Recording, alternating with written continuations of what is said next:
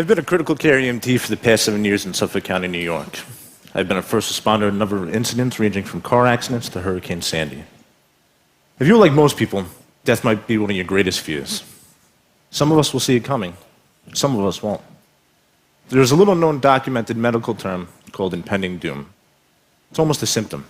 As a medical provider, I'm trained to respond to this symptom like any other.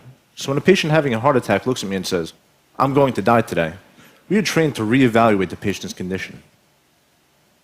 Throughout my career, I've responded to a number of incidents where a patient had minutes left to live and there was nothing I could do for them. With this, I was faced with a dilemma.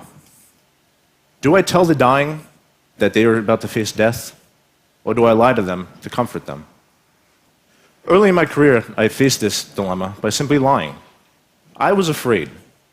I was afraid if I told them the truth, that they would die in terror, in fear, just grasping for those last moments of life. That all changed with one incident.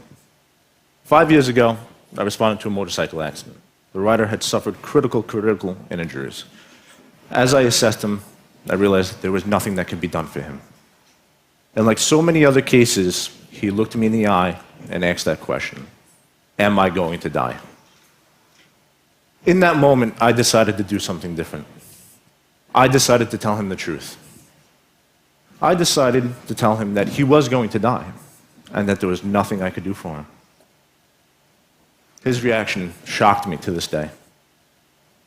He simply laid back and had a look of acceptance on his face. He was not met with that terror or fear that I thought he would be.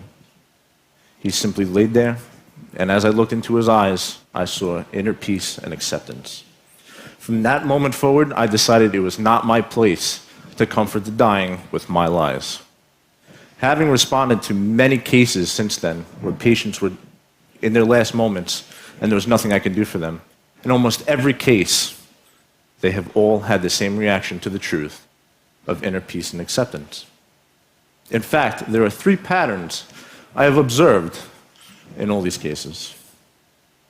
The first pattern always kind of shocked me. Regardless of religious belief or cultural background, there's a need for forgiveness. Whether they call it sin or they simply say they have a regret, their guilt is universal. I had once cared for an elderly gentleman who was having a massive heart attack. As I prepared myself and my equipment for his imminent cardiac arrest, I began to tell the patient of his intimate demise. He already knew by my tone of voice and body language. As I placed the defibrillator pads on his chest, prepping for what was going to happen, he looked me in the eye and said, "I wish I had spent more time with my children and grandchildren instead of being selfish with my time." Faced with imminent death, all he wanted was forgiveness. The second pattern I observed is the need for remembrance. Whether it was to be remembered in my thoughts or their loved ones, they needed to feel that they would be living on. There's a need for immortality within the hearts and thoughts of their loved ones, myself, my crew, or anyone around. Countless times, I have had a patient look me in the eyes and say, "Will you remember me?" The final pattern I observed always touched me the deepest, to the soul. The dying need to know that their life had meaning.